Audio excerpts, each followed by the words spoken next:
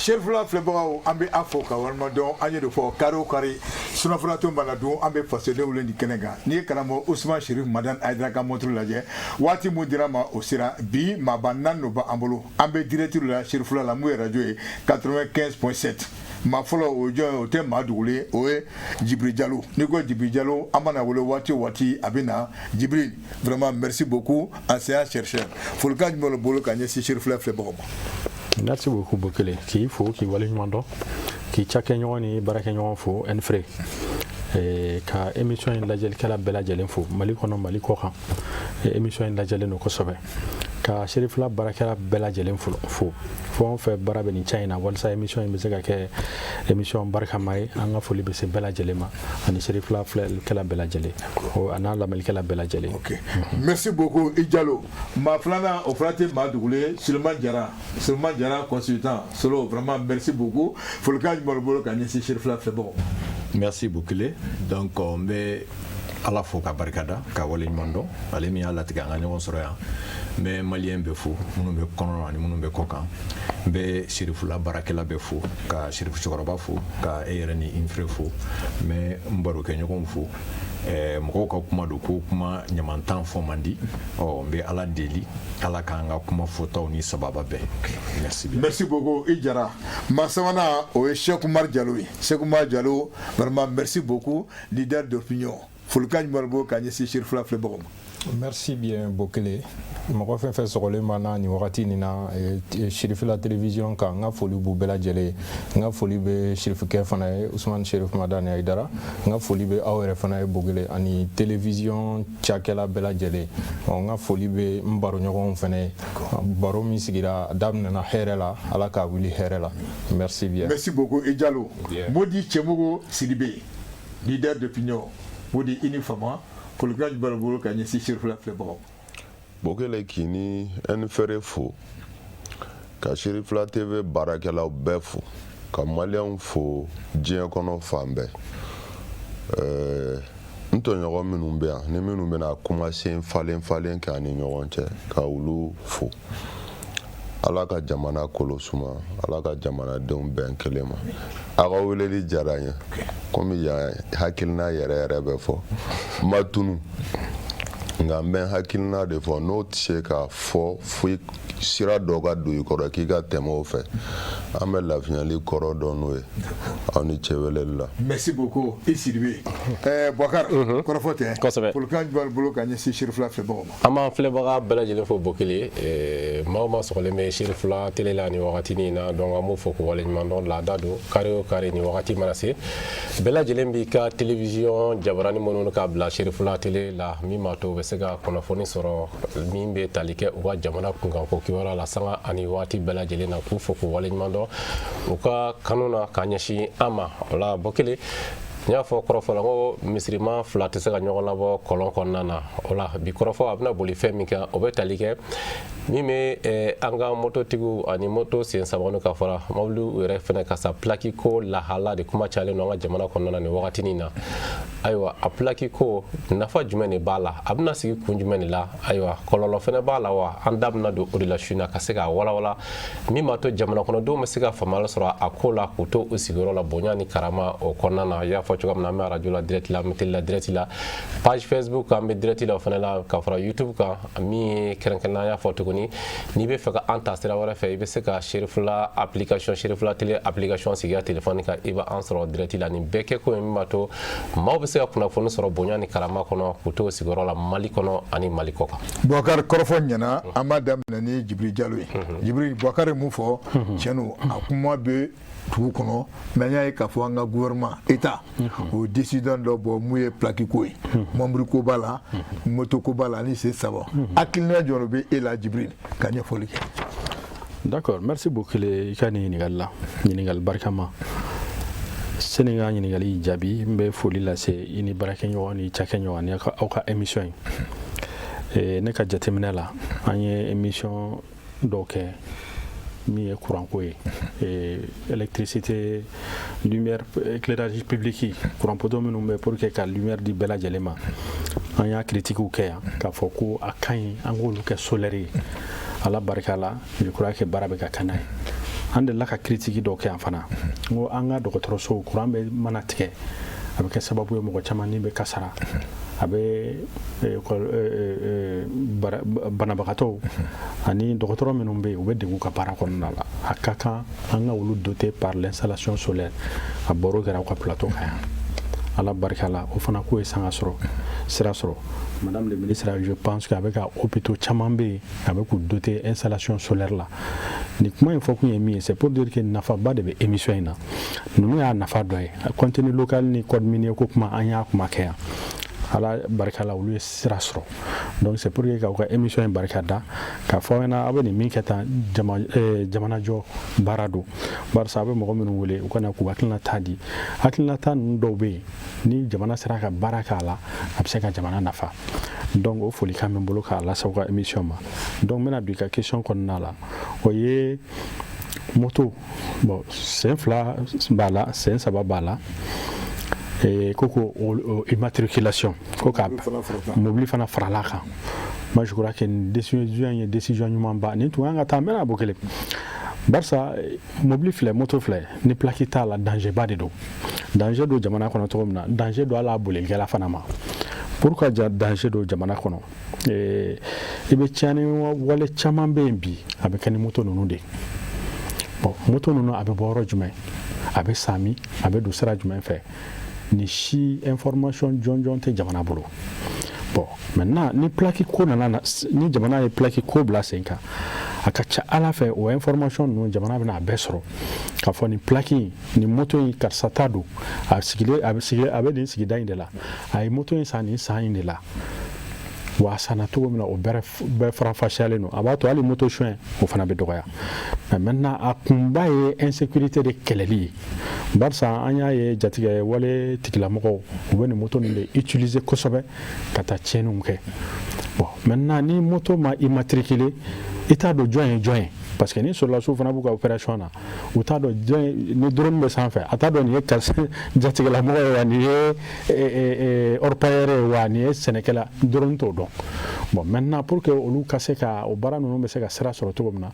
moto ninnu kan ka se ka immatriculer katakatani sen 2-3 b'o la an y'a ye gendarmerie attaqueli la la gendarmerie attaqueli la minnu attaqué o nana katakatani de la bon mobili ta wara ka jugu n'a bɛɛ ye vitre teintée ni plaque tɛ mobili la o kelen n'o ye accident kɛ i b'o tigi retrouver cogo di retrouver cogo t'a la donc c'est pour dire que sécurité lakana taasira de jamana ɲɛmɔgɔw bila ka décision in ta mais ne yɛrɛ kɔni fɛ décision in ɲɛna kojugu ni tun kan ka kɛ a mɛnna barisa a nafa de ka bon n'a tiɲɛni ma yɔrɔ ye a fan bɛɛ ye nafa ma yɔrɔ de parce que jamana filɛ ne ko ka fɛ organiser f'i ka décision dɔw de ta ne yɛrɛ kɔsani na tile 2 in na n bɔra Sierra Leone ne misali ta yen kan moto fɛn fɛn bɛ yen Bokele plaque b'a bɛɛ la n'u ɲininka an k'a kɛ kun ye jumɛn o ko mais ni plaque tɛ moto la o ye insécurité c'est comme i ye dayɛlɛ insécurité de ye donc moi je crois que ni Mali jamana ɲɛmɔgɔw y'a ye ni tun kan ka kɛ a mɛnna mais n'u y'a ta sisan c'est une très bonne chose mais fɛn dɔ ye décision tali ye mais a bɛ lawaleya cogo di o fana y'a damana wɛrɛ ye quoi voilà. an bɛ bɔ Jibril la Sulemani an bɛ o question kelen an bɛ na e fan fɛ e bɛ se e ye mun de faamu a la. Bon, merci beaucoup. Ne mi faamuya c'est que décision dɔw bɛ ta jamana kɔnɔ sɔsɔrɔ ta a décision nafa la k'a fɔ mobili moto sensaba moto u bɛɛ ka immatriculé Jibril y'a kuma fɔ a nafa fɔlɔ o ye identification ye identification ye mun ye bolifɛn o bolifɛn bɛ yen a tigi kan ka dɔn a kan ka dɔn a bɔra yɔrɔ min na a nana cogo di jɔn de ta don munna hali n'i ye fɛn jateminɛ sirakan kasara n'i y'o jateminɛ sisan mɔgɔ bɛ se ka sirakan kasara kɛ a bɛ boli mais ni plaque b'a la a kɛra minnu ɲɛna u hakili bɛ se ka to plaque numéro la n'o tɛ ne ko mobili min bolila ko Mercedes finman don i ma kuma o mais a plaque numéro ye nin ye n'i y'o fɔ a tigi ye ka di o ye ko dɔ ye tiɲɛni bɛ kɛ yɔrɔ dɔ la mobili minnu kun jɔlen bɛ tiɲɛni kɛ yɔrɔ la o mobiliw bɛ se ka identifier n'u ka plaquew ye o ye dɔ ye impôt i n'a fɔ douane ni fɛnw ni plaque bɛ mobili la ou bien moto la ou bien bolifɛn na a bɛ se k'a to a bɛ enregistrer donc ni a ka kan ni impôt sara ni fɛn min ye o bɛ dɔn a bɛ se ka kɛ fana Mali kɔnɔ n'i ye plaque don i ka moto la ou bien i ka mobili la an ka sous région ne bɔra ka taa Côte d'Ivoire bɛ taara jamana wɛrɛ la a bɛ dɔn k'a fɔ nin bɔra Mali la donc o bɛɛ y'a nafa ye donc nafa wɛrɛ minnu fana b'a la o ye bon ni plaque b'i ka mobile la sisan n'a suyɛnna i bɛ se ka taa déclaration kɛ n'i ko ko ne ka mobile ye Toyota Avensis de ye information ma dafa mais a plaque minéralogique numéro yi ni a bɛ dɔn i b'a dɔn plaque ko in bila ko tɛ il paraît que plaque ko depuis 1800 et quelques plaque dilala et a yɛrɛ bɛ wele ko plaque minéralogique parce que plaque ko daminɛna mine de kɔnɔ comme Djibril est là pour lui faire un clin d'œil il paraît que sariyaw minnu bɛ minerai bɔ n'olu bɛ tugu ɲɔgɔn na pour que sariyaw ka dɔn ka tugu ɲɔgɔn na u ye numéro k'u la donc plaque minéralogique a daminɛna ten de donc fɛn do c'est pour la traçabilité a tigi ka dɔn ala kana kɛ ni kasara kɛra a tigi ka yɔrɔ dɔn joona enquête b'a to se bɛ k'a tigi ma joona ni plaque b'a la mais ni plaque t'a la a ye ka go d'accord voilà merci beaucoup Sode Cheikh Oumar Diallo o ɲininkali kelen an b'a togo la i fana bɛ se ka mun fɔ an ma ok Bokele min fɔ i ka ɲininkali o la i b'a dɔn décision in an bɛ se k'a fɔ a nana wagati la wagati bɛnnen kɔnɔna na parce que an bɛ wagati min na n'o ye insécurité accrue parce que diɲɛ don o don de togoya wɛrɛw bɛ y'a la modèle wɛrɛw bɛ ye a la donc ka plaque kɛ bolimafɛnw na ne bolo koba de don parce que jamana yɛrɛ organisation a b'o ko fɔ n'i taara dugu wɛrɛw la i b'a ye plaque bɛ bolimafɛn bɛɛ la hali nɛgɛso plaque bɛ u la nafa belebelebaw de bɛ a la a nafa belebeleba dɔw ye mun ye ça permet de lier une personne à un engin c'est à dire que ni bolimafɛn ninnu a b'a to mɔgɔ min t'a don a bɛ o tigi bugunnatigɛ fɔlɔ k'a dɔn ni karima sina ni mɔgɔ karima sina personne morale karima sina de ta ye ni engin ye donc a bɛ don yɔrɔ min a bɛ taa yɔrɔ min o bɛɛ bɛ se ka jateminɛ o kɔfɛ a bɛ se ka sécurité renforcer sécurité min yɛrɛ b'a boli a bolibaga yɛrɛ ye mɔgɔ min fɔlɔ a b'o yɛrɛ ka sécurité renforcer fɔlɔ donc ni mun ye dɔ bɛ se ka accident kɛ i bɛ se ka accident kɛ sisan i bɛ dɔ jogin fo ka taa se hali ni bɔ ni fɛnw ma a tigi bɛ tunu donc i b'a ye réparation tɛ se ka ye o la parce que a tigi tɛ se ka bugunnatigɛ plaque t'a la a dɔnnen tɛ donc a bɛ usager yɛrɛ bɛɛ e min b'a boli min bɛ dɔ wɛrɛ kan min fana bɛ sen na a b'olu bɛɛ ka sécurité renforcer donc a bɛ jamana fana ka sécurité renforcer ni mun ye i y'a ye jatigɛwale mɔgɔw u bɛ ka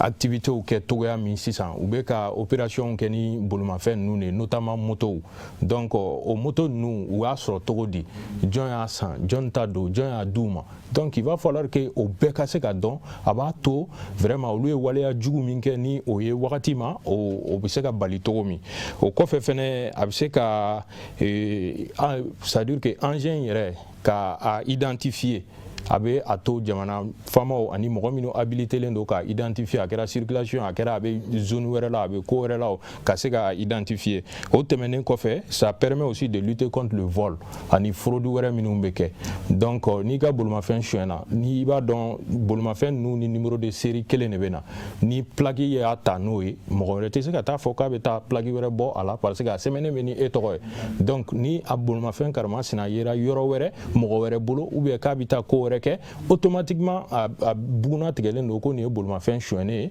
donc o bɛ se ka ye o togoya la donc décision in ka ɲi kosɛbɛ. d'accord Boubacar kɔrɔfɔ tɛ donc an bɛna Modi Cɛmogo Sidibe fan fɛ Modi o ɲininkali kelen wala i bɛ se ka mun fɔ a ma. décision min taara lakodɔnni décision ka siri latigɛli taya la sira cɛbɔli lakodɔnni kɛnɛ kan ka kɛlɛ kɛ ni gɛlɛya min bɛ se ka kɛ sigidaw kɔnɔ lakanabaliya n b'a jigiya a taara o kama ka fɛɛrɛw ɲini o la o sira fɛ donc décision in ka ɲi kosɛbɛ a ka ɲi minnu kan ka lakana sabati a ka ɲi lakana sabatili jaabi kan ka lawaleya minnu kan n'o ye jamanadenw ye bon dɔ b'a fɔ ko sɔrɔ ko bɛ sira minnu fɛ sisan ani sarali bɛ kɛ cogo dɔw la fana sisan weleli kunda walima internet kunda ni mɔgɔw b'a fɔ mugan ko o sɔrɔ ko sarali ko fana bɛ yen ko nin kana fara kan mais nin ka ɲi bɛɛ ma nin ka ɲi jamana ma a décision parce que ne b'a jigiya komi n y'a fɔ n ka kumasen na sisan a taara lakanali kama maintenant ne bolo a tun bɛ se ka hakili jakabɔba tun bɛ se ka k'a kan k'a lase fo hakɛ dɔ o hakili jakabɔ seleke fɔlɔ ye jumɛn ye hakilila gouvernement ye décision ta ko moto dɔw fana boli bɛ interdit ne ka jateminɛ la o bolili ninnu interdili fana bɛ don lakana hukumu kɔnɔ o ye ne ka faamuyali olu ye décision ta kun min na ne m'o fɔ ne ka faamuyali o maintenant ni plakiw bɛ se ka kɛ sababu ye non seulement ka lakana fɛɛrɛw tigɛ a bɛ se ka kɛ sɔrɔ fana sababu ye cogo dɔ la o donc moto minnu interdit la zone minnu na o interdiction tun bɛ se ka to yen immatriculation ko min filɛ nin k'o sigi sen kan k'a décentraliser jamana fan bɛɛ bɛɛ k'i ka moto immatriculer moto bɛ immatriculer ni sɔrɔ min ye ne ka faamuyali la o tun bɛ caya o bɛ se ka kɛ sababu ye ka jamana dɛmɛ a bɛ kɛ ni hakilina min fana ye ne ka faamuyali la n'o ye lakana ka kɛ ni moto bɛɛ identifiera ka ban moto sirila dɔ la tigiya dɔnna a taasira dɔnna a mana tɛmɛ sira minnu fana fɛ o fana bɛ latigɛ maintenant il faut k'an ka tɛmɛ o bɛɛ la Mali kɔnɔ ni immatriculation ye k'a kɛ base de données d'ailleurs Mali secteur bɛɛ n'a kɛra base de données ka salle de serveur ba dɔ kɛ yen ka fenêtre dayɛlɛ komi a bɛ se ka kɛ mine na cogo min komi a bɛ se ka kɛ industrie la cogo min na komi a bɛ se ka kɛ transport la cogo min na komi a bɛ se ka kɛ jamana secteur wɛrɛw la un système d'informatisation global même du pays. Maintenant n bɛ proposition filanan min fana kɛ parce que o bɛ se ka kɛ sababu ye ni a informatisera robot ou bien caméra ou bien comme ni y'a fɔ cogo min na radaru bɛ se ka sigi testi la fɔlɔ Bamako dondaw bɛɛ la. Donc moto minnu immatriculera ni base de données b'u la a bɛ komi Orange centre d'écoute bɛ cogo min n'i ye weleli kɛ o bɛ se ka kɛ sababu ye o base de données minnu bɛ yen hali ni bolimafɛntigi min ye infraction kɛ machine de b'a détecter a b'a ci centre la. Donc maintenant i b'a sɔrɔ taliki min fana bɛ polisi bolo entrée ninnu na o bɛ se ka kɛ sababu ye centre fana b'a ci o la ko kari masina ye nin infraction kɛ n'a sɔrɔ a bɛ se ka lasɔrɔ polisi ta bɛ kɛ dɔrɔn ka papier sɛbɛn k'a d'a ma mais a tigi masina bɛ taa sara trésor la et puis a obligelen ka tɛ ka taa sara mais a ka sarali ka lié passeport tali carte d'identité tali ani document administratif tali la n'i nana ni papier dir'i ma rond-point na sisan k'i ye infraction kɛ parce que a yera appareil la i t'a sara polisi ye dɛ polisi ta bɛ kɛ ka tigɛ sɛbɛn k'a d'i ma i bɛ taa sɛbɛn sara trésor la bon n'i ma taa sara trésor fana la i ka document administratif ninnu centre min bɛ yen a bɛ données bila ka taa o bɛɛ la don o don n'i taara ko passeport walima papier wɛrɛ a bɛ f'i ye ko nin don na nin masina la i ye nin infraction kɛ nin yɔrɔ la carte papier dir'i ma k'i ka na wari sara wari ma sara n'i m'a wari sara i ni nin papier man kan. Ok. Donc o sira minnu filɛ nin na u y'o hakili jakabɔ k'o kan o bɛ se ka kɛ dɛmɛba ye ka ɲɛsin jamana ma hali lakana sira dɔrɔn tɛ mais lakodɔnni jamanaden bɛɛ bɛɛ yɔrɔ o yɔrɔ la a bɛ se ka kɛ sababu ye k'u dɛmɛ kosɛbɛ sira ninnu fɛ. D'accord Boubacar kɔrɔfɔ tɛ ko sɔn ko a kuma cayalen don mais su na an ye maa wele b'a dɔn caman bɛna faamuyali sɔrɔ a nafa ye mun ye kɔlɔlɔ ye mun ye n'Ala sɔnna n bɛ kuma d'i ma. Ok o b'a to Jalo ne bɛ ɲininkali min tɛnku i la n'i ye jateminɛ kɛ nin ko in a hakilina tali a ma daminɛ bi depuis lawale kuma bɛɛ a bɛ fɔ ko k'a ko sigi sen kan a bɛ tiɲɛ ɔ sisan est ce que e yɛrɛ bolo condition bɛɛ sigilen don sen kan min b'a to hakilina min taara ka se ka o lawaleya bon hali ni condition bɛ ma sigi sen kan déjà ni hakilina yɛrɛ ta fɔlɔ o yɛrɛ o koba de tout commence parce que hakilina bɛ taa kuma caman o awɔ mais i bɛ taa sɔrɔ condition de fana tun ma réuni o ye fɔlɔ ye bibi na i n'a fɔ n balimakɛ y'a fɔ cogo min na c'est la situation sécuritaire même du pays qui exige cela jamana bɛ lakanabaliya min kɔnɔ bi o yɛrɛ de ye jamana ɲɛmɔgɔw obligé ka nin décision in ta barisa fɔlɔ la caman tun b'a ta n'i ko i b'a ta souvent c'était des décisions impopulaires an ye kasigi ko ye yan a fɔra ko kasigi k'a kɛ mɔgɔw kunna diyagoya a kuma cayara fo k'a ko bila bon maintenant ni jamanadenw yɛrɛ y'a dɔn nin décision in bɛ hali olu yɛrɛ arrangé barisa an bɛ tiɲɛni fɛn fɛn ye tiɲɛnikɛlaw bɛ tiɲɛni fɛn fɛn kɛ u b'a kɛ ni moto ninnu de bon n'i y'a ye a bɛ kɛ ni moto ninnu identifielen tɛ minnu b'a kɛlɛ kɛ lakana tigilamɔgɔ olu ka baara ka gɛlɛn kosɛbɛ parce que u t'a dɔn moto ninnu bɔra min bon maintenant n'i ye identification kɛ ka plaque kɛ moto ninnu na hali ni attaque kɛra a bɛ dɔn ko nin moto ninnu jɔn de ta don a bɔra min mun y'a to a y'a yɛrɛ sɔrɔ yan n b'o misali dɔ d'i ma i n'a fɔ ale y'a fɔ cogo min na o fana bɛ se ka kɛ système ɲuman ye ka se k'a décentraliser région bɛɛ n'a ka numéro de série par exemple n'i ye Buguni ta ka numéro dɔ d'o ma ka Kayi ta ka numéro dɔ d'o ma moto mana se ka bɔ Buguni ka taa a yɛrɛ sɔrɔ Kayi a taara cogo di avant k'a ka don Kayi olu kan ka ɲininka e nana mun ɲini yan parce que Buguni plaque de bɛ ka fɛn na donc jamana kan réflexion baw de kan ka k'a la hali moto bɛ déplacer région dɔ la ka taa région dɔ la a kan ka autorisation de ta k'a fɔ n bɛna taa ci la yan i bɛ t'i sara gendarmerie la olu bɛ autorisation d'i ma donc i bɛ se ka bɔ nin région na ka taa nin région na mais dans la même région i bɛ se ka circuler tranquillement parce que i ka moto identifielen don mais dès que e bɛ bɔ région dɔ la ni moto ye ka taa région wɛrɛ la ça devient compliqué i taara mun na ye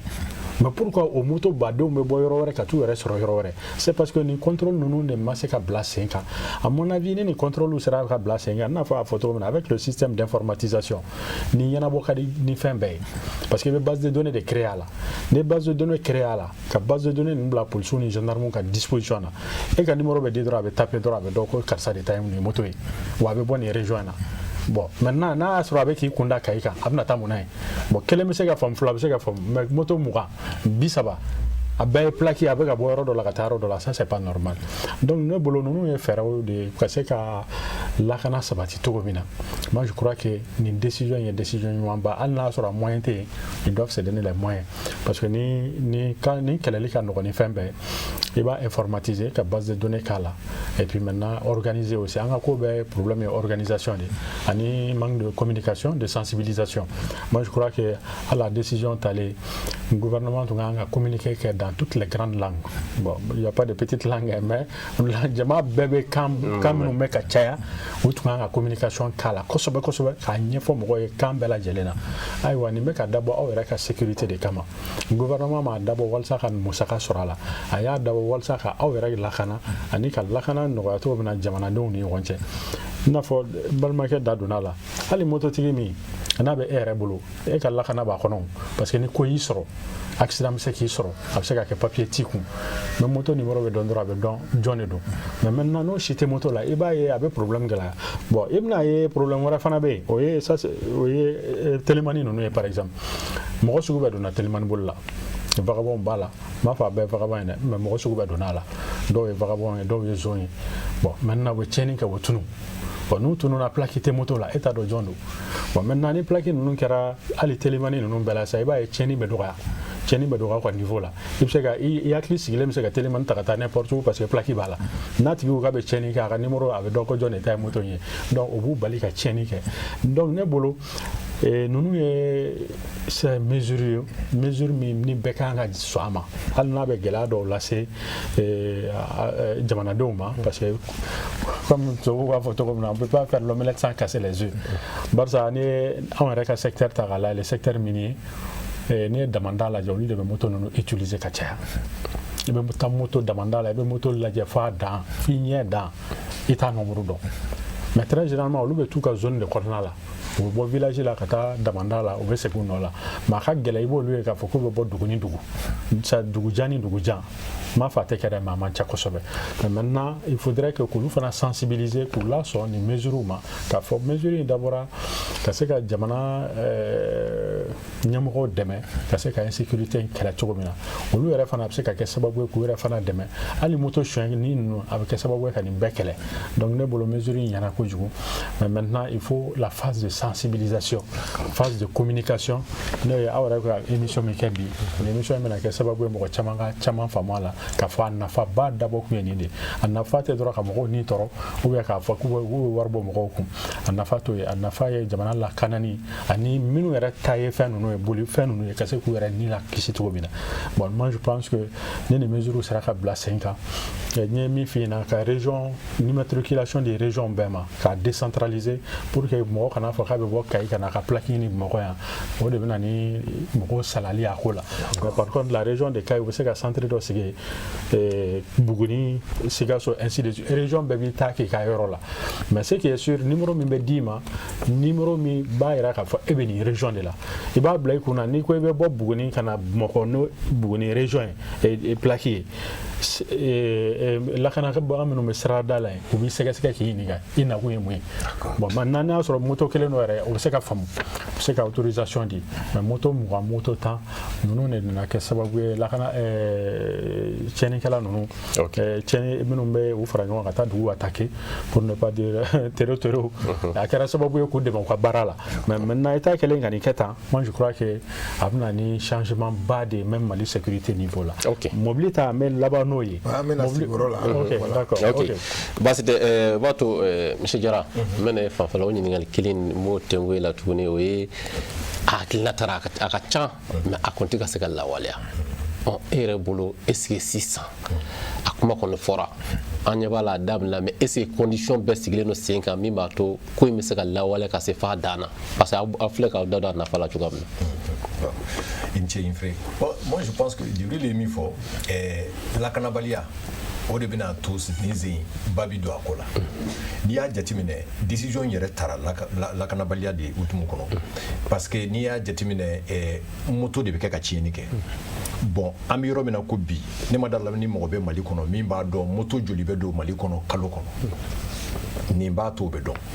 moto hakɛ joli bɛ san kɛnɛma ka don Mali kɔnɔ n'a donna a bɛ taa yɔrɔ jumɛn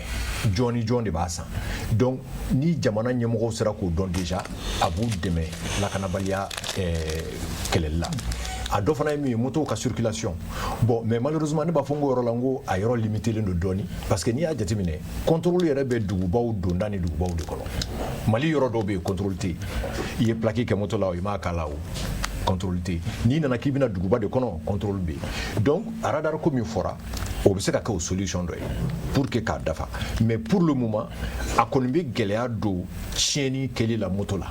parce que mototigi bɛɛ b'a dɔn sa k'a fɔ identifielen don i ka plaque photo bɛ se ka ta caméraw fɛ dans la rue a bɛ se ka ta témoins fɛ donc ni plaque dun numéro yera ka ban e yɛrɛ yera parce que maintenant i ka bolifɛn sirilen bɛ a lielen bɛ e yɛrɛ la donc o dama kama nafa b'a la bon wariko in fana an kan'o yɔrɔ to yen dɛ parce que plaque 12 000 francs bon par plaque je crois que nafolo don jamana tɛ jɔ min na parce que gɛlɛya fana bɛ jamana kan donc wari nafolo min bɛna sɔrɔ o fana jɔ ba bɛ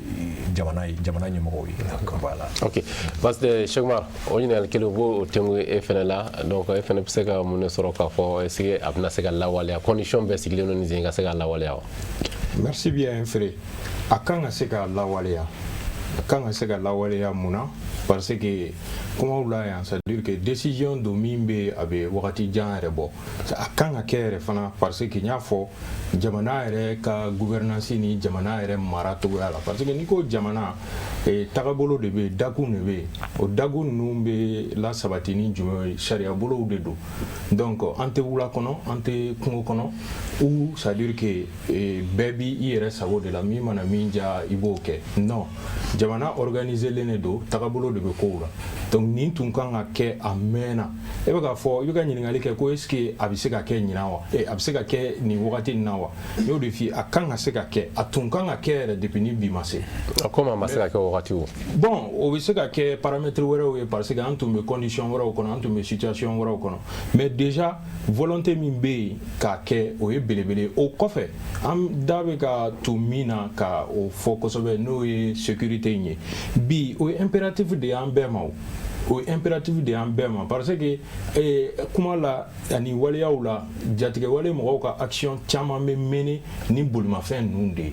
a kɛra motow ye o AES yɛrɛ jamana kan même récemment Niger attaque la ko taxi utilisera la donc o ka olu immatriculer k'a dɔn ani k'a surveiller immatriculation kɔfɛ Modi da sera ma ne yɛrɛ y'a fɔ kuma la radar ninnu jamana dɔw la hali forodi gansan an bɛ minnu kɛ forodi gansan c'est à dire que i ka vitre fumelen don i ka plaque position ma ɲi ou bien i ye mauvais stationnement kɛ ou bien circulation yɛrɛ hukumu kɔnɔ i ye faute dɔ kɛ c'est à dire que i tɛ contrôler kɛnɛ kan o tige bɛ taa d'i ma f'i ka so k'a fɔ karisa nin wagati nin heure i ka mobili tun bɛ nin heure nin yɔrɔ in na i ye nin faute kɛ nin yɔrɔ in na donc il y a nafa dɔ ye hali jamana yɛrɛ ka organisation tagabolo la non seulement jamana bɛ musaka dɔ sɔrɔ a hukumu kɔnɔ a b'a to fɛnɛ jamana kɔnɔdenw bɛ u ɲɛsin tagabolo ɲuman ma non seulement ka ɲɛsin circulation ma ani ka ɲɛsin jamana yɛrɛ baaraw hukumu kɔnɔna na comme civisme ka jɛ comme civisme exactement est-ce qu'il y a faamu ani casque ko bɛɛ bɛ na don ɲɔgɔn na casque don i kunna des fois i b'a ye dɔw b'a ye peut-être diyagoya jamana bɛ na diyagoya an ka casque don non mais a lajɛ dɔrɔn i bɛ casque don jɔnni kama i tɛ casque don peut-être primo jamana kama i bɛ casque don i yɛrɛ ka lakana de kama o bɛ cogo min plaque nin fana bɛ ten cogo kelen de la donc ka a bɛɛ immatriculer non seulement a bɛ jamana lakana a bɛ jamana kɔnɔdenw yɛrɛ lakana o kɔfɛ contrôle duguba kɔnɔ ani contrôle dugu kɔ kan an ye radar kelen minnu fɔ c'est nécessaire Modi y'a fɔ il faut aller vers une digitalisation avancée de ce truc là non seulement ça va nous permettre an bɛ wagati gagner an bɛ wari sɔrɔ jamana yɛrɛ tagabolo la ani an sigicogo la i b'a ye majɛ caman bɛ yen a bɛ o bɛɛ ta en compte a bɛ se ka o bɛɛ lajɛlen bɔ yen donc a waleyali côté fila don non seulement volonté politique bɛ yen maintenant compréhension du citoyen fana bɛ yen fo citoyen k'a dɔn ni décision min taara jamana baara hukumu kɔnɔna na a ma ta ko parce que karisa cɛ ka ɲi a ma ta ko parce que karisa de ye président ye ou bien a ma ta ko parce que karisa de bɛ yen a ta kun ye jamana yɛrɛ bɛ tan de jamana yɛrɛ tagabolo ye nin de pour la bonne marche de l'État de l'administration de tout donc il faut ça donc à la waleyali c'est un impératif pour tous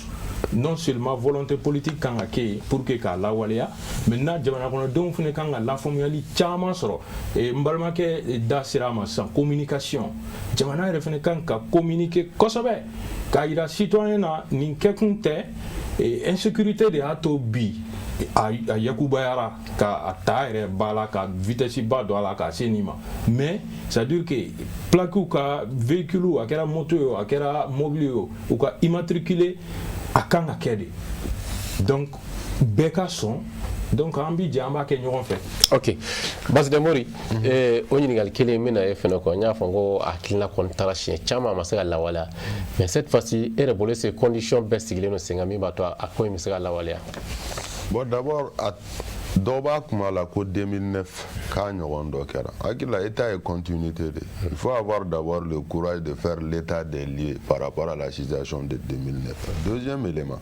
c'est que mara la fɛn tɛ yen min tɛ se ka kɛ quoi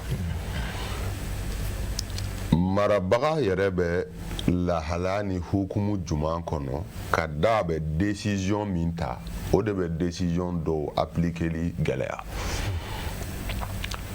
élément sabanan ye fɛn min ye décision tabaga fana tɛ décision appliquer quoi jamana ɲɛmɔgɔ ninnu ye nin décision ta mais a contrôler bagaw k'a sigi sen kan finitigiw de don circulation ni dugubaw kɔnɔna la maintenant mɔgɔ min b'a ɲini fɛ ko nin sariya kolokisɛ taara k'a kan ka boli bɛɛ kan mais kɛrɛnkɛrɛnya la a fanga ba an de la k'a boli aw kan bon a fanga min b'e la k'a boli ne kan e yɛrɛ ni sariya in bɛ cogo di o bɛ sariya in bolili ne k'a nɔgɔya quoi n b'a fɔ cogo wɛrɛ la tenitigi minnu bɛ yen minnu chargelen don ka sariya yɛrɛ boli jamanadenw kan f'olu fana de ka a lajɛ olu yɛrɛ ka kɛ sariya in kɔnɔ a lakika la 100% pour que a ka nɔgɔya a application ka nɔgɔya mɔgɔ min olu minnu yɛrɛ b'a a latigɛ ma fɛn wɛrɛ bɛ yen o ye c'est que ni nin ko in sigira sen kan ani an ye système de digitalisation min fɔ wari yɛrɛ tɛ tɛmɛ bilen circulation na quoi papier de bɛ d'i ma dɔrɔn e bɛ taa sara trésor de la a dɔw la mɔgɔ caman bɛ kuma caman fɔ circulation ko kan a bɛ se k'o éviter quoi élément wɛrɛ ye mun ye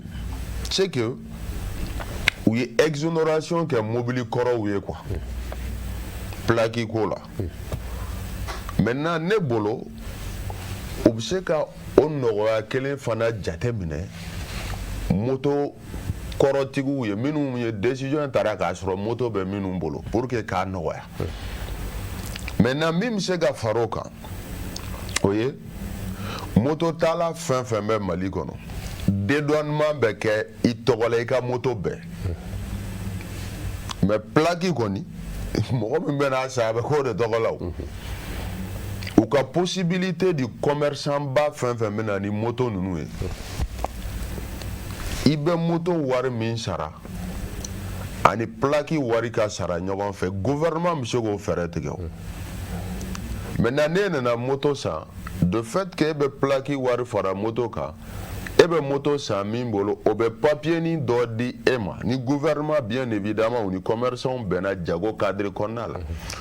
e ma n'i ka moto san dɔgɔkun 2 dɔrɔn e bɛ commerçant bɛ papier ni min d'e ma e bɛ taa n'o ye dɔrɔn plaque taayɔrɔ la k'o yira dɔrɔn o b'a sɔrɔ e ka plaque bɔra u b'o d'i ma o tɛ ara fana baliya o t'a ko teliya ko ka o min ye ko ka nɔgɔ o min ye a bilali sen kan bɛ teliya ka ɲɛ quoi donc i tɛ moto san bilen ka tila ka taa aran kɛ ko plaque ka taa bɔ ka bin wɛrɛ kɛ dɛ moto bɛ san min bolo i bɛ plaque wari fara moto san wari kan o bɛ papier dɔ d'e ma dɔgɔkun 2 rendez-vous bɛ d'e ma e bɛ taa plaque bɔyɔrɔ la o b'a sɔrɔ plaque bɔra e tɔgɔ la maintenant feere fana ka kɛ ni carte biométrique ye ou bien carte nina ye quoi n b'o fɔ mun na parce que olu base de données bɛ yen ko o tɛ mɔgɔ caman bolo n bɛ ka na o ne bɛ fɛn fɛn fɔ i b'a sɔrɔ a tɛmɛsira yɔrɔ bɛ yen n tilala la maintenant carte biométrique ni carte nina o ka kɛ sanni latigɛ sababu ye parce que olu ye base de données minnu bɛ yen o nafa bɛ kɛ min ye min bɛ moto san n'a bolo depuis ale bɛ latigɛ quoi ale bɛ dɔn quoi ko nin ye kari machine ye parce que information fɛn fɛn bɛna di biométrique ni nina kan o bɛ base de données dɔ kan ka ban o yɛrɛ kelen de bɛ tila ka ci tuguni plaque bɔyɔrɔ la pour que a ka plaque sɔrɔ maintenant o tɛ mɔgɔ minnu bolo e ye mɔgɔ ɲɛnɛma ye i la ko dɔnnen don n'i tɛ dɔ fa ye i ye dɔ den ye o n'i tɛ dɔ den ye i ye dɔ ba ye o ou bien dɔ y'i bɛnkɛ ye ou bien i ye dɔ bɛnkɛ o y'a ye en tout cas n'i bɛ hadamadenya hukumu ɲɛnɛma kɔnɔ parce que n'i tɛ nin si kɔnɔ i b'a sɔrɔ ban kɛr'i la de donc o kɔrɔ e ni moto yɛrɛ man kan quoi mais mɔgɔ minnu ni e tɛ se ka biométrique t'e bolo ou bien nina t'e bolo i fa ka biométrique bɛ se ka kɛ sababu ye pour que e ka lakodɔn i fa ka sanni bɛ se ka kɛ n'i fa ka biométrique ye ni don min na ɲinini bɛ moto plaque ko la ko moto ni ko dɔ liélen don ɲɔgɔn na i fa ta bɛ k'i fa fɛ o i bɛ ye o donc il va falloir que kunkolo yɛrɛ de ka baara kosɛbɛ kosɛbɛ jamana in kɔnɔ ne b'a fɔ n fɔyɔrɔ bɛɛ la mɔgɔ caman bɛ se k'a faamu ko mun tɛ se k'a faamu ne ni n ka denmisɛnninya ne ma jamana ye jamana min marali ka nɔgɔn en tout cas farafinna worodugu yan fan fɛ ka Mali bɔ ni jamana ɲɛmɔgɔ min nana a lakika la Mali ni maliyɛnw kama n m'a fɔ i tɛ gɛlɛya sɔrɔ dɛ mais a gɛlɛyaw bɛɛ bɛ girin ka yɛlɛma ka kɛ nɔgɔyaw ye i bolo donc même papier yɔrɔ min kan fana o proposition ninnu bɛɛ kɔfɛ sɔrɔko décision ka ɲi mais sɔrɔko gɛlɛya bɛ o de la n k'u ye exo min kɛ mobiliw la u bɛ se k'o ɲɔgɔn kɛ moto ninnu donc n'o fɛɛrɛw tigɛra sɔrɔko gɛlɛya min bɛ jamanadenw kan olu fana ka nɔgɔya dɔw réfléchi k'a fɔ ko ka kɛ bɔda ye communication sensibilisation bɛ nɔgɔya o fana la pour que parce que ne dalen don a lakika la nin tɛ lakana baara dɔrɔn ye quoi jamana yɛrɛ taaɲɛ bɛ nin na don nataw la parce que base de données ninnu bɛ se ka fɛn baden de kɛ min ni nin tɛ kelen donc ne bolo a bɛ se ka kɛ mais minnu y'a décision ta a bɛ latigɛ minnu fɛ olu yɛrɛ lakika ka kɛ décision kɔnɔ fɔlɔ à 100% pour que a bɛ latigɛ jamanaden minnu kan ani u ka sababu ɲini interdiction kɛra moto minnu kan u ka système in décentralisé pour que o moto ninnu ka continuer ka boli mais u ka immatriculer a ka lakodɔn parce que a gɛlɛya in ne ka faamuyali la lakodɔnbaliya gɛlɛya donc peut-être Diallo yɔrɔ min fɔ e ne y'o fangele ka région bɛɛ ka plaque ne fɔlɔ de y'o fɔ yan ne fɔlɔ de y'o fɔ peut-être e ma ne su ne de décentralisation kuma fɔ plateau in kan fo kɔrɔya Diallo y'a appuyé d'accord donc Bokar ne bɛna je suis à la place comment on appelle malendien kuma bɛ se ka mun fɔ quoi décision talen a bɛɛ ko a ɲɛna tiɲɛ don mais a bɛ dɔw kunna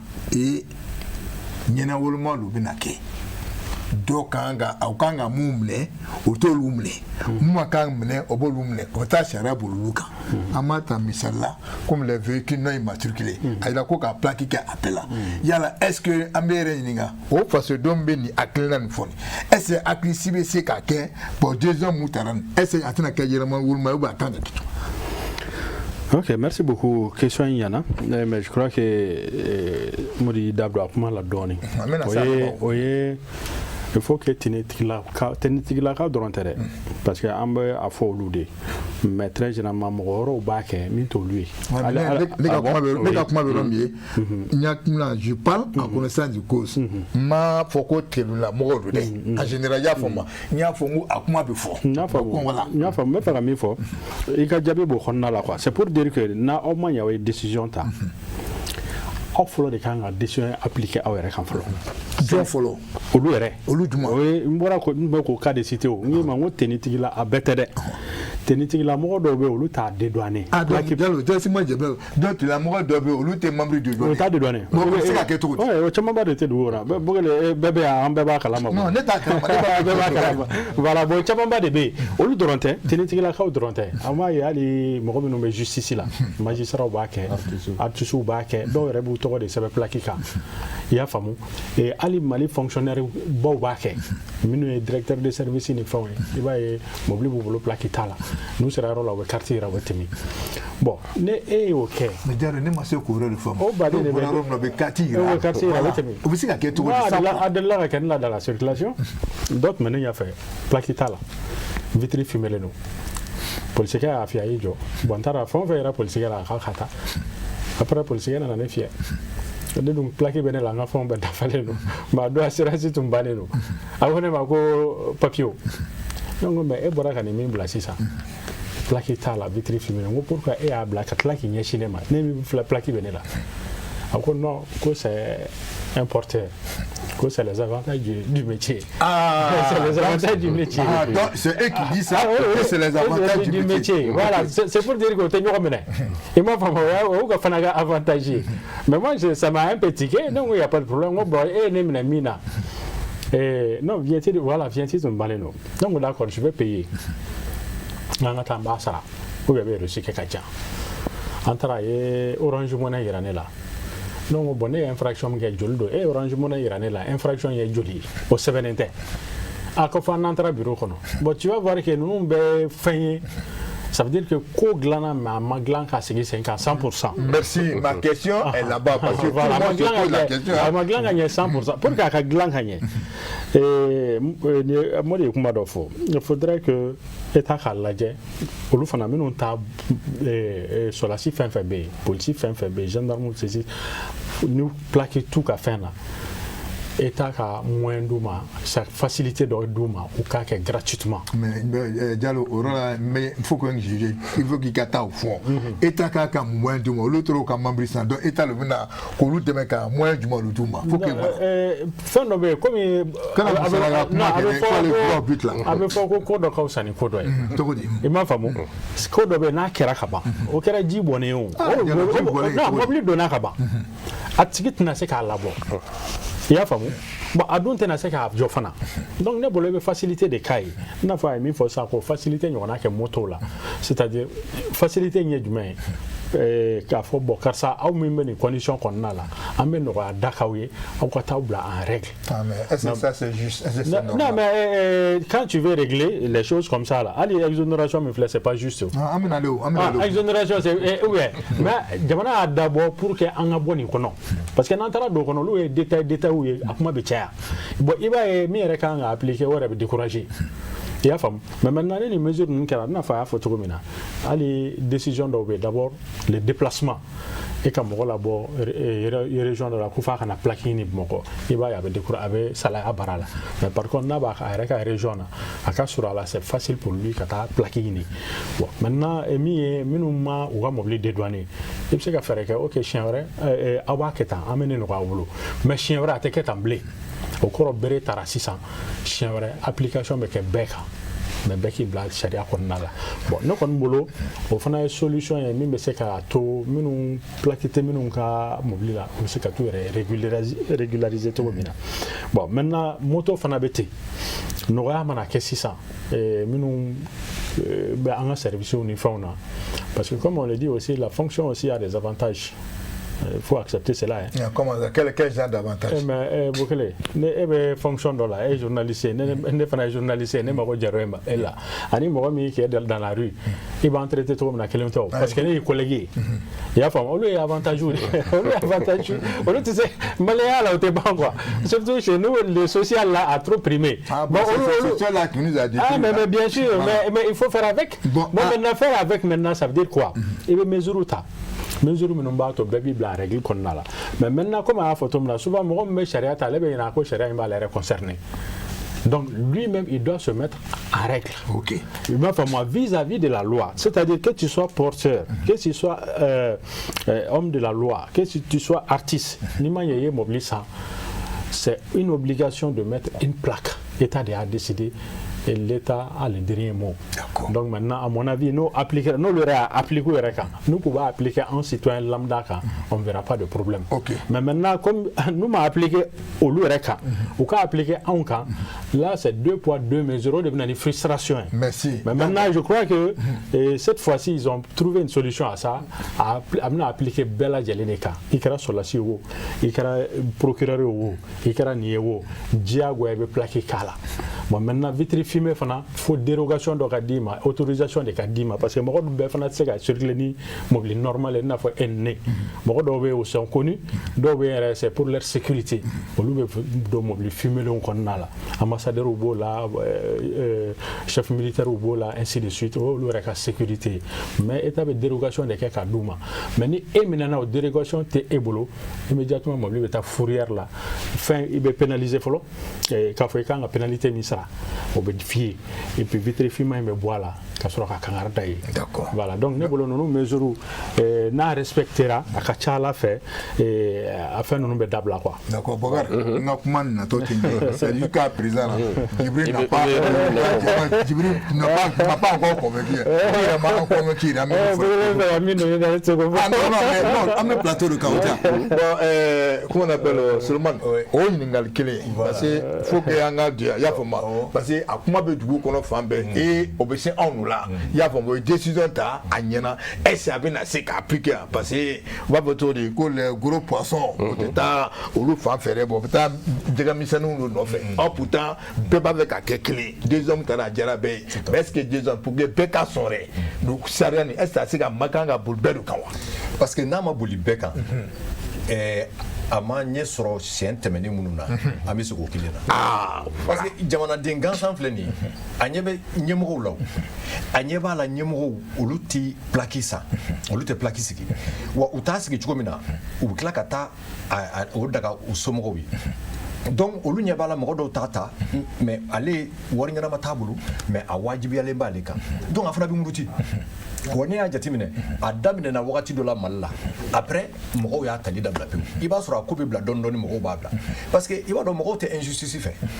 bon ne ye fɛn kelen jateminɛ ou bien fɛn fila Mali la fo an k'o bila fɔlɔ an ka ɲɛmɔgɔw y'u sen don tubabuw ka samara kɔnɔ tubabuw kun b'an mara cogo min na an ka ɲɛmɔgɔw b'a fɛ k'an mara ten u ka ɲina k'a fɔ ko sisan jamana in y'an bɛɛ de ta ye an bɛɛ ye mɔgɔ kelen ye donc olu man ka mara komi tubabu o ye fɔ mais i ka bamanankan na ne m'o dɔ faamu k'o don sabara senkɔrɔ cogo di don a kɔnɔ ka c'est-à-dire que tubabuw bɛ marali min kɛ olu y'a essayer k'o marali de fana da farafin mais mara sugu jumɛn par exemple c'est-à-dire k'i yɛrɛ fisaya n'u ye tubabuw b'o kɛ a ka mɔgɔ fisaya ni mɔgɔ ye tubabuw kun bɛ kuma min na colonisation tubabuw kun ka fisa n'anw ye o de kama farafinna hali an ka mentalité n'i y'a jateminɛ o de complexe b'an n'ale bi tubabu kun y'an ka ɲɛmɔgɔ ye mais en même temps an marabaga kun don e ma y'ale bamanankan na fɔ ko fɛn jamana tigi jamana marabagaw non jamana ɲɛmɔgɔw de don marali tubabu de y'an mara d'accord an ka don ne ka question donc sisan exception minnu bɛ kɛ i n'a fɔ sisan sodasikɛ b'a ka bere bɔ k'a d'a ka tableau de bord kan n'a nana se polisiw ma a bɛ tɛmɛ plaque t'a la foyi t'a la mais est-ce que ça c'est normal c'est pas normal ok a man ka kɛ ok bon les avantages liés à la fonction a ye min fana fɔ par exemple ko k'u dɛmɛ ɲɛmɔgɔ ninnu dɛmɛ ka plaque ni plaque sɔrɔli nɔgɔya quoi o man ka kɛ o ɲɛmɔgɔ nafolo b'olu kun jamanaden gansan nafolo tɛ min kun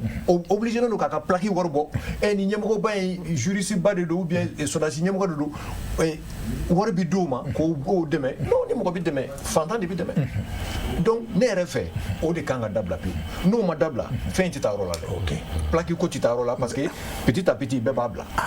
voilà parce que fo jamana ɲɛmɔgɔw k'u hakili to o yɔrɔ la d'accord Bokar kuma tɛ nin parce que il faut te mettre à la place i y'a faamu o ɲininkali kelen ye voilà ok Bokele i b'a dɔn il y a pas de citoyenneté spécifique selon moi ne ka faamuya la ni sariyaw bɛ cogo min c'est-à-dire que sariya tɛ ta ka a bɛ dɔ de b'a labato dɔ t'a labato ou bien k'a fɔ ko avantage dɔ de kan ka di même o avantage ninnu an bɛ ka avantage minnu fɔ les avantages liés à une fonction a avantage siraw dɔnnen don a siraw sariya bɛ min fɔ u kan o fana dɔnnen don donc ka plaque kɛ bɛɛ ka plaque kɛ o ne miiriya t'a la ma sariya gafe kalan min b'a fɔ ko karima sira ka wusa ni karima sina ne tun bɛ ne ɲininka a la ni ko k'a tun bɛ ma bɔ a bɛ yɔrɔ jumɛn la a k'o ɲɛfɔ a ɲɛna o sariya tɛ fan si il faut être au Mali pour que i ka fɛn dɔw ye je pense que alhamdulillah an caman an fɛn fɛn bɛ yan an bɔra an taara yɔrɔ wɛrɛw la Jara y'a fɔ tubabuw fɛ yen ale y'o min fɔ komi a ye colonisation fɔ o ye anw fɛ yen yan u y'o de yira anw na mais o tɛ togo jumɛn tubabuw yɛrɛ kelen fɛ yen bi plaque bɛ togo jumɛn plaque fɛn fɛn kan ka don véhicule fɛn fɛn la a tɛ ku i la yɛrɛ c'est à dire que citoyen i kɛra responsable ye o i kɛra hali ministre ye o c'est e t'a miiri yɛrɛ k'a fɔ ko ne bɛna véhicule dɔ san ko n bɛ bɔ ni kɛrɛfɛ sirani ye a tɛ immatriculé ou bien n b'a san de façon frauduleuse k'a fɔ n bɛ boli n'a ye donc o culture de kan ka na o culture de kan ka kɛ mɔgɔw la o culture ye mun ye a bɛ fɔ culture de ma comme j'ai l'habitude de le dire c'est à dire que an ka problème ba c'est les citoyens ni n ko citoyen a bɛ kɛ dɔw kɔnɔ minnu bɛ fanga la ou bien min bɛ jɔyɔrɔba dɔ la ko t'a la mais les citoyens avant d'être responsable à tel parti mais lui il doit se dire que k'a fɔ bon ne ye nin o responsable o ye maloya yɛrɛ de ye ale ma parce que sariya min bɛ yen ale yɛrɛ y'o la gosi fɔlɔ et jara fo to mina kami ba nyemo toni fle jamana kono do nyebe mina mado surtout en jamana kono e famia msega fo kalan famia o ma labolike so malen bi ko don mais ka tuwabu kalan ke ma chamanto ogumun kono nana uta a tuwabu kan semeni ni a fendo mo chamanto don donc aminu be nyemoya la aw be waleya min ta ka ɲɛsi ni sariya karima sinama ani jamana jɔ ogumu kɔnɔ na ina fɔ plagi la a be waleya min ta mais mɔgɔ min bo jamana kɔnɔ den min bo n'o t'a dɔn a be ko kɔnɔ o de don mais en réalité o tɛ bon il va falloir que o compréhension de ka na bɛɛ lajɛlen na ka volonté politique accompagner pour que c'est-à-dire que an be sogo an la sogoyalen be jamana ɲuman minnu na n'an b'u ta exemple la kuma bɛɛ n'y a fond la sous-région en Corée en crève droit est-ce qu'il va donc que les gens sont pénalisés à travers des radars et reçu beta douma sodé ou temeno ere ogumun kan san et reçu est digital et puis reçu avec dima avec si maiga téléphone na ka finyana ni doin ni wakati tu as tel délai igata ni faute ni corriger ni faute ken yoroina igata aboui. Donc tu vois au bay utilité de non seulement jamana be soroke mais la gana fene ogumu konona na jamana kono dia ere fene ni jamana sigi toya ogumu konona na ambi jamana ba minu envier ka en ba fo ni jamana karma sina beta culture de do éducation de do famille de do. Donc il va falloir qu'on se dise que non mais il y a pas de citoyenneté spécifique. OK. Hein? Ka foko citoyen doka usani doé até. Bon, anecdote dobé, moi je peux témoigner ça depuis à Sharia Tara. Nebe porteur minun don. Mais minun don, il sait que moi minun don. Je sais pas naso ni bedo. Et nebe fait donc quand même. Wakati laban mina sani bikasi anga ɲɔgɔn ye a bɛɛ taara plagi k'u ka mobile la. Ah OK. Moi même je leur demande mais karisa et plagi be kun pourquoi pas il t'a nɔrɔ jusqu'à ce que bire ka se a ka fɔ ko bɛɛ ka nɔrɔ e b'a nɔrɔ. Ah bon tu vois donc il va falloir que an ka bɔ o kɔnɔ an bɛɛ kan c'est-à-dire que ka jamana yɛrɛ culture don an bɛɛ na jamana bɛ lamara ni ogumu min ye an bɛɛ ka baara kɛ n'o ye pour que jamana bɛ se ka taa ɲɛ cogo min na. Bokar o kuma tɛ nin ye n'o de fɔ fasodenw parce que ɲɛ in bɛ ɲininkali kɛra je me mets à la place de i y'a faamu ko k'an ka sigi k'a lajɛ est-ce que a bɛna laban mais décision min taara a diyara bɛɛ si kana bɔ si la Modi n b'a dɔn e ye kuma ta i y'a essayé ka kuma bila o ɲininkali kelen e bɛ se ka mun de fɔ Modi. Bon ni décision min tali filɛ nin a ka lawaleya. Parce que dɔw ko ye k'a mɛn k'a dabɔra an fɛ mais ko a bɛ ka mun ma k'olu tɛna bɔ tɛ nɔfɛ wala. Voilà ni décision min tali filɛ nin a ka lawaleya o de bɛ bɛɛ nafa mais hali n'a ma lawaleya se yen n'ala ye sini kɛnɛya di don min na n'a jamana in kɔnɔ a bɛ lawaleya lakika la quoi. A bɛ lawaleya a lakika la 100%. A lakika la 100%. Nul n'est au-dessus de la loi. Bon. Maa si den kelen de tɛ yen k'e bɛ sariya sanfɛ a décision ka ɲi jamana ma o de bɛ lajɛ mɔgɔ ɲɛda tɛ lajɛ o. N'a ma se ka sigi sen kan zen tuguni n'ala ye sini kɛnɛya di don min na a bɛ sigi sen kan sariya kisɛ min n'a bɛɛ b'a bonya hali minnu b'a sigi sen kan. Ouais mais Modi e k'an bilasira bɛɛ b'a bonya o jumɛn i b'a fɛ ka mun de fɔ. C'est-à-dire a sigili sen kan baara kan ka kɛ dɔw de fɛ i bɛ discussion fɛn fɛn ni scepticisme fɛn fɛn ye a ko la mɔgɔw b'a fɔ de an b'a kɛ mais ninnu dun o de la n ko i ma a ka sigi sen kan sisan o de ka ɲi parce que jamana bɛ bɔ a yɛrɛ la ka taa dɔɔni sira dɔ fɛ mais hali n'o ma kɛ don bɛna na i bɛ fɛ n ka min fɔ n b'a f'i ye quoi. Mais ni tigi wo voilà mais ne ma maa sugu ye jamana kɔnɔ bɛɛ b'a a sariya kisɛ bonya n'a ma kɛ se don min na a bɛ kɛ o. Parce que jamana kanu filɛ a bɛ yira kɛwale de la pour que jamana kanu ka jamanadenw minɛ a bɛ bɔ ɲɛmɔgɔ bɛ jamana minɛ cogo min ni ɲɛmɔgɔ ye jamana minɛ ka degun kɛ kɔmɔgɔw ka lafiya ye o degun min bɛ k'ale kan n'o lafiya bɛ kɛ jamanadenw kan o lafiya de bɛ taa wolo jamana kanu la parce que jamana bɛ lakanya bɛɛ bolo hakɛw bɛ lakanya bɛɛ bolo sɔrɔw bɛ lakanya bɛɛ bolo wa taaɲɛ ye kelen bɛɛ bolo jamana de bɛ ka taa ɲɛ bon ni nɔgɔyali kan ka kɛ ne bolo ɲɛmaayɔrɔ tɛ quoi ɲɛmaayɔrɔ ye min ye mɔgɔ minnu bɛ sara ta quoi o yɔrɔ tɛ quoi peut-être e bɛ fɛ n k'a fɔ tenitigiw nɔgɔya ma kan ka kɛ ten ne ma fɔ voilà ne kuma question de poser Jale a fɔ ko ninnu ne ko ayiwa e fana an ka kuma voilà an ka tɛmɛ ni voilà sans poser la question de poser voilà an bɛ se ka kɛ exemple mais hakili b'a fɔ ko awɔ n bɛ ka na o d'accord t'a la don bɛna na quoi tenitigi minnu chargelen don ka sariya yɛrɛ appliquer n'a sɔrɔ bi dɔw t'a kɔnɔ ou bien ni dɔw ma don a kɔnɔ don bɛna na u bɛɛ bɛ don a kɔnɔ d'accord parce que de fait que u sɔnna yɛrɛ teni la fɔlɔ o ye ka sɔn koba ma jamana ye quoi donc nin tɛ se k'u kɛɲɛ u bɛ se o d'accord mais n y'a fɔ cogo min na n'i bɛ ko o ko kɛ a kɛ sira fɛ sira min ni jamana kanu bɛ mɔgɔw minɛ n'u bɛ don ko caman na gɛlɛya la ni nɔgɔya bɛ kɛ se tɛ jamanadenw min kɛ hali o nɔgɔya yɛrɛ o tɛ kɛ sariya kɔfɛ dɛ sariya bilalen a sen kan 100% o kɔnɔna dɛ nɔgɔya bɛ ɲini yen de d'accord donc ne kɔni ka faamuyali y'o de et puis Bokele mara la n'a ka ca bɔɲɔngo la minnu bolo quoi ko l'espoir est permis quoi jamana in sini quoi avec kabako ye quoi ok o ye ne hakilinata o ye ne ka conviction ye d'accord y a pas de problème Bakari i b'a ye c'est à dire n b'a fɛ k'a yira sun na fɛn o fɛn sɔn bɛ k'a lajɛ question bɛ yen bɛɛ k'o hakili latigɛ c'est à dire a tɛna fɔ ko bɛn bɛna kɛ anw kan ka kɛkun de ka se ka walawala min b'a to mɔgɔw ka se k'a faamuya parce que faamaw fana tulo b'an na o b'a fɔ a ko nin a b'olu fana bilasira a bɛ cogo min na voilà kosɛbɛ maintenant Jalo ne bɛ ɲininkali min tɛngo e la ni baara pour que a ka se ka lawaleya a ka kɛ bɛɛ sago e yɛrɛ bolo faamaw jɔyɔrɔ ka kɛ jumɛn population fana jɔyɔrɔ ka kɛ jumɛn d'accord merci beaucoup baara in yɛrɛ gɛlɛmama yɔrɔ fɔlɔ ça c'est la lourdeur administrative o yɛrɛ de bɛ mɔgɔ caman décourager ka taa plaquer ko la sɛbɛn sɔrɔli wari b'i kun i bɛ taa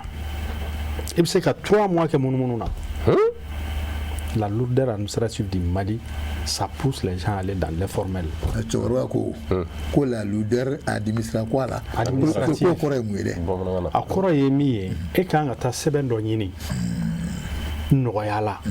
mais tellement qu'u bɛ la munumunu o sɛbɛn ɲinini nɔfɛ f'i yɛrɛ bɛ décourager sɛbɛn in kan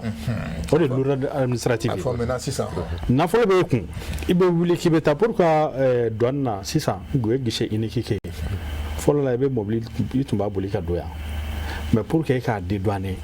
mobili f'i k'a jɔ i bɛ se ka kalo 6 kɛ mobili jɔlen bɛ e dun ye mobili san i ka boli de kama bon i b'a dɔn diyagoya i bɛ taa don CH ko la ni terikɛ dɔ sɔrɔla se i bɛ t'o ka carte d'identité ɲini walasa ni polisiw y'i fiyɛ i bɛ se ka tɛmɛ cogo min na an bɛɛ bɛ nin kɛ sɔrɔsi ko in b'i da la dɛ ayi c'est pour dire que olu facilité dɔ b'olu ye ka tɛmɛ anw civils fana kan non non Jibi mɔgɔ ma sɔn yɔrɔw la sɔnni ni sɔnnibaliya ça c'est autre chose mais n bɛ fɛ ka min f'i ye mɔgɔ dɔ bɛ faveur dɔ sɔrɔ Bokele hali président n ko sira bɛ tigɛ fɛn mana kɛ rouge mɔgɔ man kan tɛ k'i jɔ a ni président bɛna est-ce que fɛn bɛ président ça c'est les avantages de la fonction n bɛ fɛ ka min f'i ye fonction bɛɛ n'a avantage don i m'a faamu wa sinon fɛn bɛ e bɛ taa sisan fɛn bɛ rouge la i b'i jɔ mais président bɛna a bɛ fɛn jeni ka tɛmɛ policier bɛ sɔn k'a fɔ k'a bɛ président fiyɛ o la donc o y'a ka avantage ye c'est pour te dire que fonction bɛɛ n'a ka avantage don mais n ko i ma n ko min yɛrɛ bɛ mɔgɔw pousser ka taa a ko ninnu na ça c'est la lourdeur administrative i ka nafolo b'i kun i bɛna k'i b'i ka mobili dédouaner o b'i bila ta ka segin na fo e yɛrɛ bɛ décourager bon maintenant e dun ye mobili san a bolili kama n'i tɛna i ka mobili kura jɔlen to so kɔnɔ ka moto taxi ta bon finalement i b'i débrouiller de sa ko bon n bɛ n débrouiller sani plaque ka bɔ i bɛ mɔgɔ caman plaque to ka mobili la a caman o dɛ n bɛ ka n débrouiller sani n ka plaque ka bɔ bon i b'o dɔw de olu bɛ sans plaque ta ka boli n'a ye sinon mɔgɔ ja bɛ gɛlɛya cogo di k'a bɛ sans plaque ta a caman ta bɛ dossier bɛ en procédure bon k'i jɔ de sisan po dossier ka ban an ka plaque sɔrɔ k'o k'a la o patience tɛ dɔw la dɔw bɛ don mobili nin kɔnɔ u b'a boli ten ala m'an kisi ni accident bɔra la a bɛ kɛ tiɲɛni ye donc o ye fɔlɔ ye o ye lourdeur administrative pour que baara in ka ɲɛ Sénégal fila i ka mobili i bɛ se ka dédouaner en une semaine i cayalen ba 2 semaines u b'i ka plaque ta ka d'i ma mais Mali la i bɛ se ka kalo wɔɔrɔ kɛ boliboli la i ka mais moi je pense que à travers ce que tu dis ce soir là bɛɛ kulo b'an na non mais plaque kɔni on va prendre des décisions à partir de lundi a kan ka kɛ bien sûr dɔw bɛ yɛrɛ mobili voilà dɔw ta mobili bɛ bɔ port kɔnɔ dɔrɔn a bɛ dédouaner a plaque n'a fɛn bɛɛ bɛ bon c'est pour dire que lourdeur administrative bɛ mɔgɔw bila la. Bon, je crois qu'on a parlé ici de la décentralisation, c'est-à-dire moto nous be plaqué se ka sur la Rome na ou ka région par région. Région ben na ka base yorodo donc amassé mo ka moto ta ka bo siga so bibno i matricule mo ya. Ni OK kwani madala ni be mo soro ha parce que abe jango ma abu la décourager. Ils vont préférer l'informel que kana OK quoi. Mais par contre ni région ben na ka basique 600. Mais maintenant de mettre l'accent sur la sensibilisation. Ka média utiliser ka ɲɛfɔ an bɛ a ɲɛfɔ voilà donc maintenant olu de bɛ kɛ sababu ye ka mɔgɔw yɛrɛ motiver bokele an ye amo ye amo daminɛ an ka lagosira n'est-ce pas mais bibi na bɛ cogo di mɔgɔw ma tila ka boli a nɔfɛ bon moto immatriculation mais mototigi yɛrɛ de nafa ni mototigi y'o faamu dɔrɔn a tɛ k'a bolo n'a fɔ punition don ale yɛrɛ bɛ motiver ka taa plaque ɲini ka k'a la mais ni e y'a kɛ n'a fɔ a diyagolen de don a kan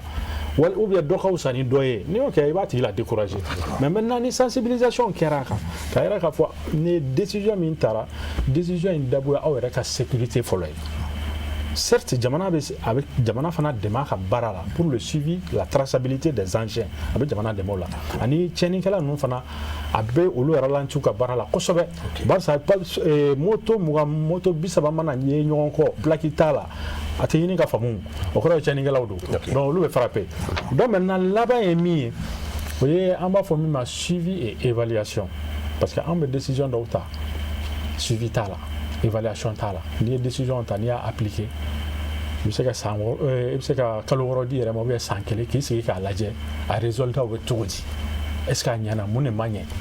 minnu ma ɲɛ an b'o corriger cogo di o de suivi et évaluation an ka problème caman y'o ye au niveau de an bɛ décision ɲumanw ta ni an bɛɛ ko nin décision ka ɲi mais s'il y a pas de suivi c'est zéro s'il y a pas d'évaluation c'est zéro a ye kuma dɔ fɔ ko nin décision a ɲɔgɔnna dɔ kɛra depuis 2009 mais allez-y voir pourquoi ça n'a pas marché o ye fɔlɔ ye filanan a kɛra jamana minnu na n'a ɲɛna allez-y prendre leur expérience u ye problème jumɛn sɔrɔ o la e tɛna segin à zéro e b'o problème résoudre directement sinon imagine plaque bɛ moto la c'est comme moto ka nina carte de don a bɛ dɔn directement ni moto ye jɔn ta ye c'est comme a ka carte d'identité filɛ nin ye mais maintenant f'an k'olu fana kɛ biométrique de la k'a bɛɛ kɛ biométrique ye an ka papier fɛn ninnu an ka bɔ olu kɔnɔna la quoi i b'a ye an ka permis de ye i b'a fɔ ko cahier an ka pays caman bɛ yen sisan carte grise ye biométrique ye permis est biométrique moto carte clé biométrique de l'eau. Il suffit qu'au cas numéro d'endroit, ils ont toute l'information. Ok. Donc moi je pense que suivi et évaluation il fait nous au loop c'est que ça va bien quoi. Merci de monsieur Diarra. Voilà. Ne me fait même faut kafra Jibril Taka. Effectivement il me faut et sebenko malla. Ah sebenko e ko bay malla. Kagele. Ali ni yɛrɛ daminɛ min filɛ mɔgɔw commencera k'u plaindre ko a fɔra ko certificat de résidence k'o ye fu ye ko maintenant dɔw bɛ ka 1000 francs minɛ o la pour le certificat de résidence u bɛ t'o ɲini yɔrɔ min na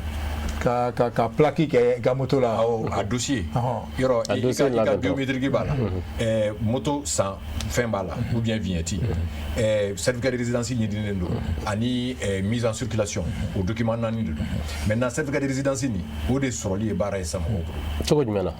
bon parce que n'u taara yɔrɔ min na maliyɛn dɔ man di maliyɛn n'a bɛ service la mɔgɔ kɔnɔ gannen ka s'a ma ni mɔgɔ kɔnɔ gannen sera mais c'est de résidence a bɛ ta min de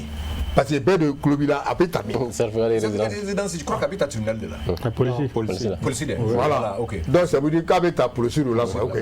donc sisan n'i taara il paraît que policier dɔw bɛ yen u bɛ 1000 francs di non a bɛ ɲɛnabɔ donc o ye gɛlɛya dɔ ye bon maintenant jamana ɲɛmɔgɔw kan k'o de lajɛ c'est à dire il faut que Mali sɛbɛnko n'a carte ko sɔrɔli ka nɔgɔya o gɛlɛya bɛ Mali kɔnɔ ça fait des années on dirait que fɛɛrɛ tɛ ka sɔrɔ a la bon mɔgɔ t'a dɔn kun min don maintenant min ye jamanadenw ta fanfɛla ye ou bien n bɛ se ka état ta filanan ye mun ye a ka sigi ka kuma ni les associations de consommateurs jamanadenw ka représentants bon plaque ko in a ka ɲɛfɔ parce que 12 000 n'i y'a jateminɛ cogo la i bɛ se k'a fɔ mototigi ma a ka ca dɔɔni. Jara 12 000 a ka ca cogo di 12 000 c'est quoi 12 000 waa fila kɛmɛ naani ye mun yɛrɛ de plaque kelen don waa bɛɛ muru ka plaque bɔ ka d'i ma o de ye 12 000 ye. C'est-à-dire plaque bi comme il y a 2 plaques chaque plaque fait 6 000 les deux ça fait 12 000. Mais tout non. Donc c'est ça. Avec comme membre de tout l'année, quoi exactement. Donc avec les associations de consommateurs, étant nous mana sigi kapuma, bon c'est qu'à la jeni donne mais c'est qu'à voilà. Adam ne la kaba mun ko fala mun ya sara wala dun. Ah bon, donc maintenant faire un besro, mais ne qu'on fait, il fallait trouver une occasion de dialoguer avec les citoyens. Il y a des décisions gata. Voilà. Parce que vraiment gelabi jamana kono. Bon, donc tenir compte de ça, ce serait une bonne chose. Mais nami jamana dun ta famela bon, sharia batoli, oye jamana dia tamashien badoye. OK. Donc ka son jamana ka sharia ma ka batu c'est une bonne chose. Donc mais mon côté sharia sans fait. Comment fera nyemko o da to no fa nyemko ni komko. Dɔw b'a fɔ ko sanfɛ mɔgɔ ni duguma mɔgɔ sanfɛ mɔgɔ ni duguma mɔgɔ tɛ yen jamana kɔnɔ an bɛɛ ye farafin an bɛɛ ye maliyɛnw ye an bɛɛ ka kan an bɛɛ dama ka kan sariya la donc bɛɛ ka to sariya jukɔrɔ. Ok parce que Cheikh Oumar e fɛnɛ hakilina pour nin ka se ka lawaleya ɲɛmɔgɔw jɔyɔrɔ ka kɛ jumɛn ye ani jamana kɔnɔdenw fɛnɛ jɔyɔrɔ ka kɛ jumɛn. Merci bien frère. I n'a fɔ a fɔra cogo min na administration yɛrɛ baara hokumu kɔnɔna na pour que jamana kɔnɔdenw bɛ se ka fɛn nin na plaque nin na sɔrɔ cogo min nɔgɔya la ça incombe à l'État notamment aux autorités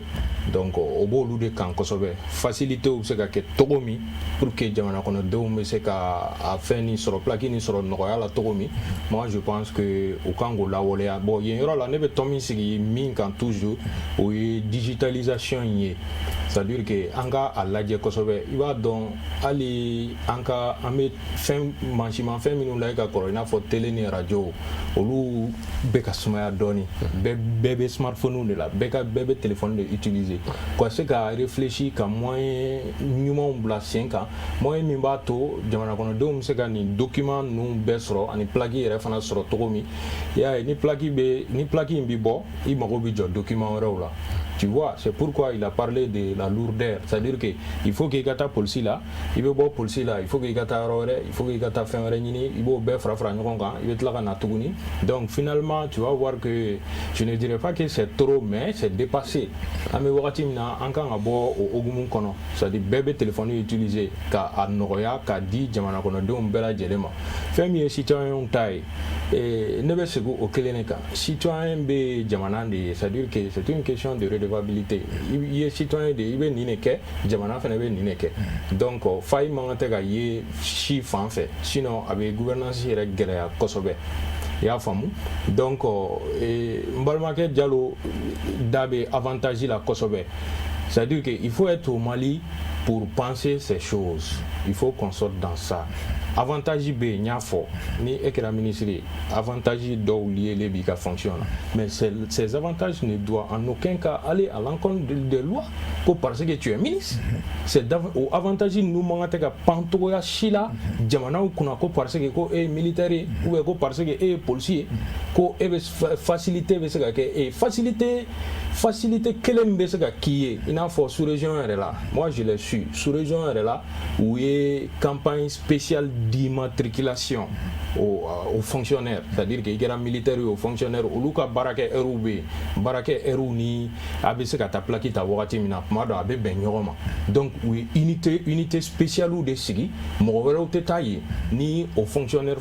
karma sina ou te. Donc au lieu de bétail pour que absega noroma to mi wena dron buka barake donc ou tabe douma ou betasso. Avec comme ce que tu veux dire en ata élection là par exemple là.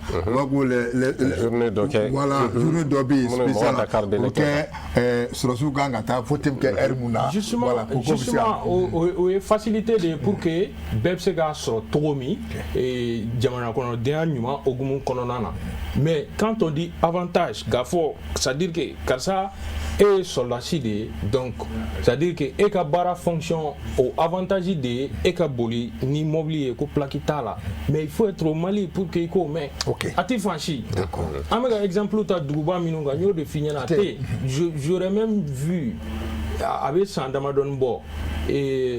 football star dɔ don min bɛ football kɛ mais apparemment a y'i sigi dɔ de kɔfɛ scooter kan a ma casque don mais n b'a f'i ye tu peux pas imaginer u ye amani min bi a kan et puis a ma taa yɔrɔ jan yɛrɛ donc c'est une occasion non seulement pour l'État ka fɛn dɔ sɔrɔ min bɛ se ka bila jamana baara hokumu kɔnɔna na mais jamana kɔnɔdenya yɛrɛ fana ka ɲɛsin c'est à dire que sariyaw labatoni ma ka ɲɛsin jamana yɛrɛ bonyani ma o fɛnɛ ladumɛlen don o fɛnɛ sinsinlen don. ok parce que Modi o ɲininkali kelen bɛ tɛnku e fɛnɛ la bɛɛ jɔyɔrɔ ka ka jumɛn jamana ɲɛmɔgɔ ani jamana kɔnɔdenw cogoya min na nin ko fɔlen bɛ se ka lawaleya.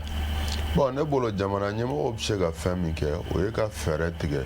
laɲini min b'u bolo jamanadenw bɛ se ka o laɲini sɔrɔ nɔgɔya la cogo min na parce que bɛɛ bɛ jamana in kɛcogo dɔn sisan a ma nɔgɔ nka n'a fɔra ko laɲini dɔ bɛ yen ko o kɛkun ye pour que lakana ka na jamanadenw kan a dɔ la mɔgɔw ka don a kɔnɔ o nafa ka bon jamana ma ni k'i ban ka don a kɔnɔ maintenant u bɛ don a kɔnɔ cogo di ni nɔgɔya ye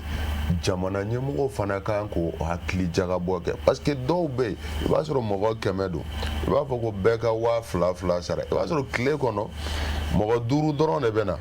i bɛ kalo 1 kalo 2 kɛ i tɛ mɔgɔ wɛrɛ ye bilen o kɔfɛ mɔgɔ 8 bɛ na mais a dɔ la 2000 sara n'i ko a mɔgɔw ma k'u ka na 1000 sara i b'a sɔrɔ don o don i bɛ se ka mɔgɔ 20 donc par fini i bɛ min sɔrɔ 1000 na i t'o sɔrɔ 2000 la mais i bɛ 2000 ko nata la a tɛ ko min kan bɛ nin ma misaliya de don n bɛ fɛn min di maintenant ni o kɛra a bɛ nɔgɔya jamanadenw ma laɲini ye min ye n'o ye jamana lakanali ye o fana bɛ sɔrɔ ni ala sɔnna ma ne hakili la o sira ninnu de bɛ se ka hakili jagabɔ bɛ se ka kɛ jamana ɲɛmɔgɔw ka yɔrɔ la pour que laɲini jamanadenw ka se ka a sɔrɔ nɔgɔya la o de la n ko u ye exonération ko minnu sigi sen kan mobili kɔrɔ ninnu ye u bɛ se ka réfléchir même ale o de la moto ko ninnu fana la pour que jamanadenw bɛ se k'a sɔrɔ nɔgɔya la cogo min na jamanadenw fana ka baara ye min ye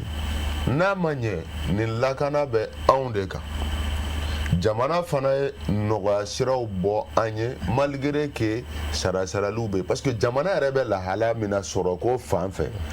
ka taa se taxi ko ninnu ma ka n'a fara nin kan o de ma nɔgɔn dɔɔnin est-ce que n faamu par exemple ne ni dɔ ye kuma na n ko a ma taxi ko in a bɛ se ka lawuli ni fɛɛrɛ wɛrɛ ne hakili la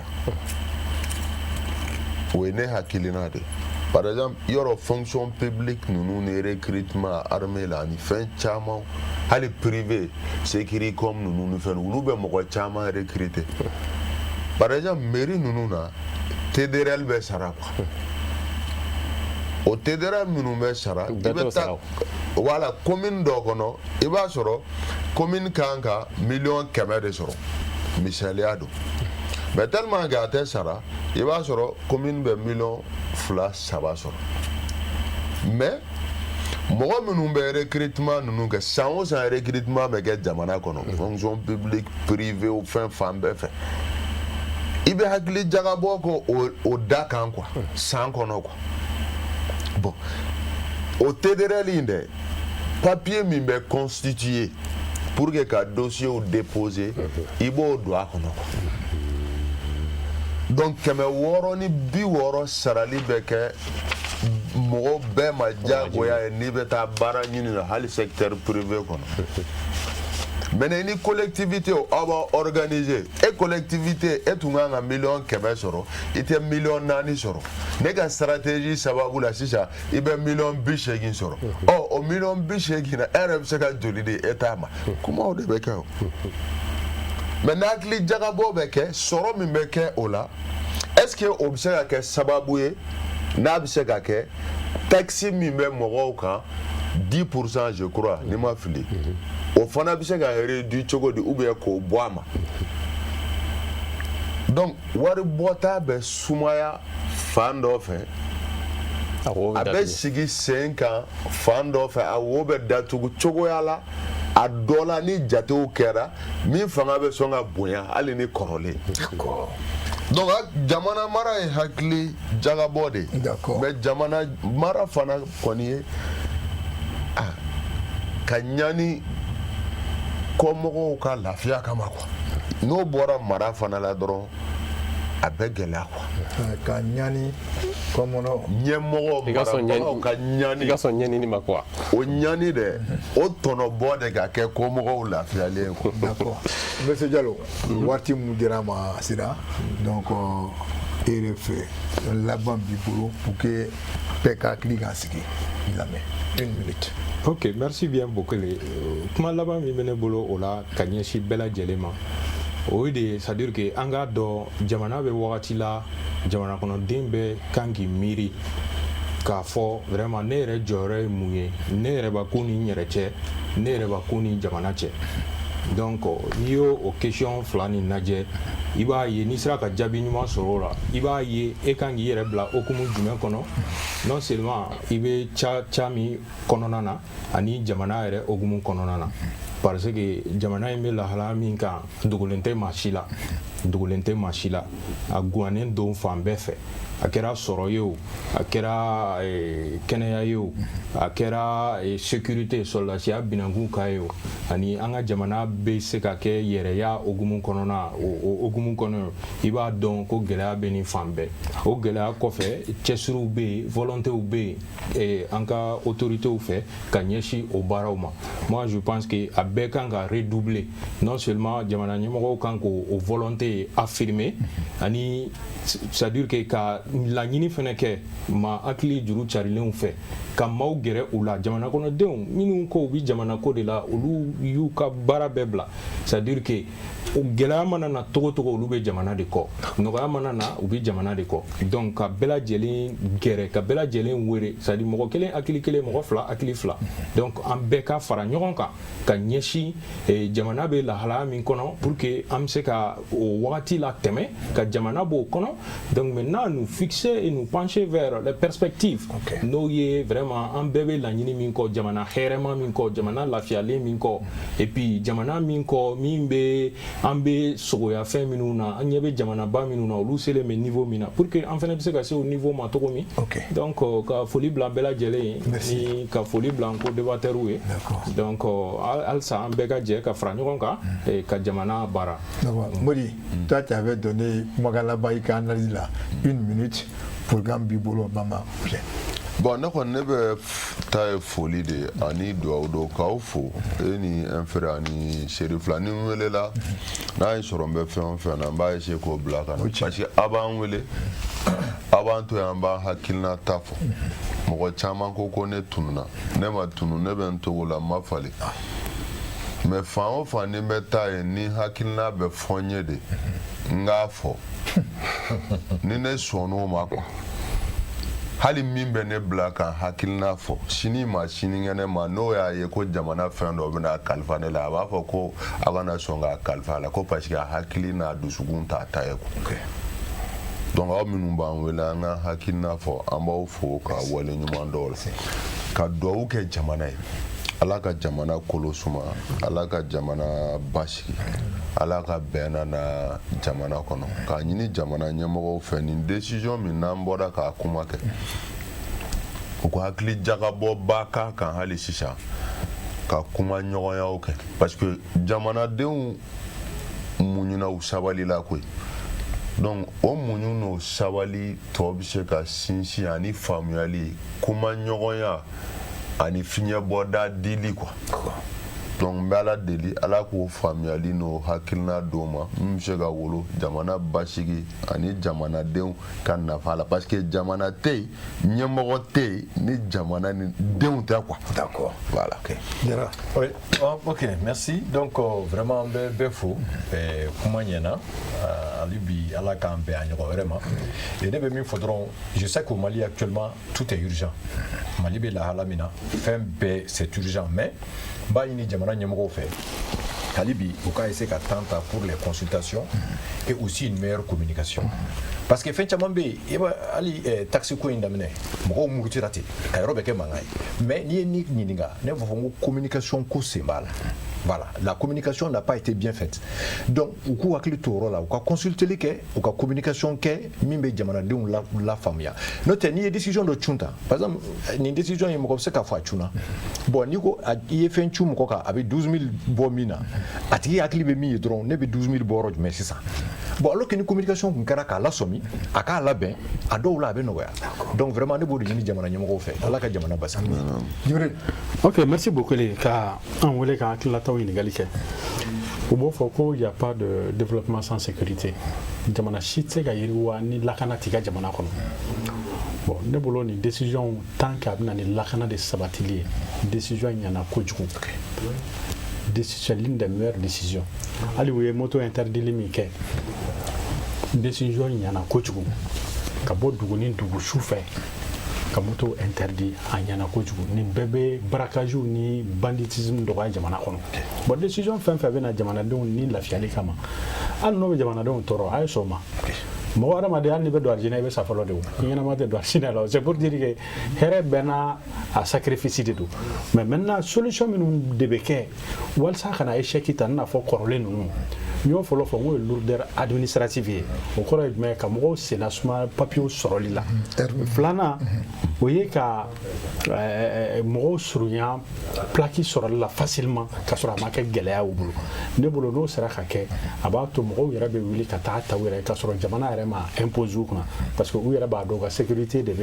abou il y a la abou il y a follow la cana follow. C'est la casse Jamana ma. Anika sensibilisation encore à dadouala. Il faut une bonne sensibilisation parce que ni ko kali mo ka here kama anya foi kanye ni anya foi kanye to resera là bon ne boulot il faut travailler, le gouvernement doit travailler sur la sensibilisation, la communication, les deux vont de pair. Nous ok ça bébé doit là et puis ça va être une grande réussite. Voilà au lieu de mener OK Boga on profite pour dire côté sensibilisation donc je pense que Chérifula est mieux placé quand il faudra faire nya qui la faut dès le lundi on va plutôt Chérifula là pour la sensibilisation dans n'importe quelle langue. On en a besoin. Au message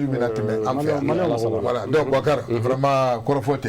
Djibril Diallo vraiment merci il n'en a qu'à voyager là il voulait malgré toi Nana Chérifula Kodo que tu viens merci beaucoup Solo comme d'habitude vraiment tu es disponible. Merci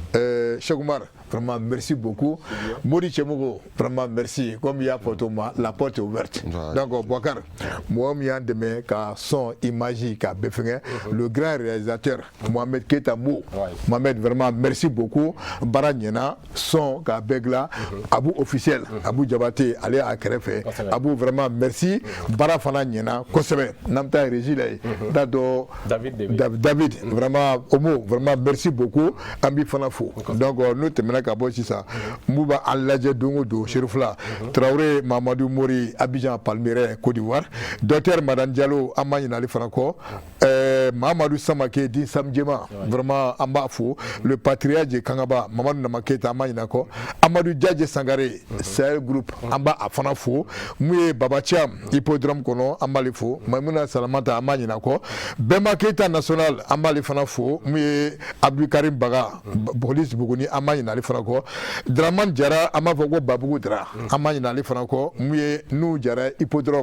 Maïche Amani Nali Franco, Mouye Banama Assadi, Sako Holding. Voilà, Mohamed et Sako, Amali Franco. Également. Ani Amani mi sana warma mere Franco, Kabana Sangani Wati Banana Frunso, Mamadou Zantraoré, Ani Mamadou Konate Jega, Faneka, Fanebana Sangani Wati Belaï. D'accord, Amani Samase Kuko, Man, Mayambu, Amani Nakwanga Choroba, Balaje Dungudu. Donc, on a Côte d'Ivoire, Djagarja, aussi. Voilà, Fanebana Sangani Wati Belaï. D'accord, donc Chérifula, Fon Baladjera, Malikoram, Malikoga, Amba Abela Djelenfo, Kakuchi Joy, Ousmane Chérif Madan Aydra. Donc, Karaborambe de Ke, Albi Alaka Menyon Boulou, donc Chérifula Alaka Tanye. Et Alamanga Joa Irana, dimanche prochain, à Menyon Soro, Kenenka. Akambe, merci beaucoup.